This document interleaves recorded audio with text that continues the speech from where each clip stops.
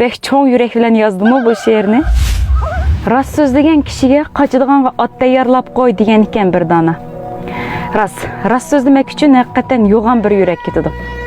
Abdülhamit Mehmet Niyaz yazgın bek çoğ yürek bilen yazdım o bu şiirini. Men dikilmasi yaqib baxsam, hemmimiz birlikte anlap bakamdık. İnkas raynaga oy pikirleringlarni, şundaqla teklifleringlarni yezip qo'ysanglar bo'ldi. Mening tavsiya qilib atganim, yanamken davomli qahrdan g'oldir ichimligi, qaziyat dardini tatatgan do'stlarniki ichib beqishni alaydi tavsiya qilman. Undaq bo'lsa, she'rga ketdik. Va'dalar havoga aylangan chaqda. Basudu mag'lubning hidi yo'lingni.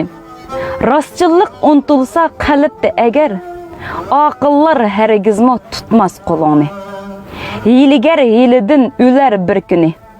Yolg'onchining quyruqi 101 bo'lgandek, ishonmas so'zingga hech bir xaloyiq itlarning qovushiga kulib qo'ygandek. Yodidin dunyo hazidor bo'g'ri laxta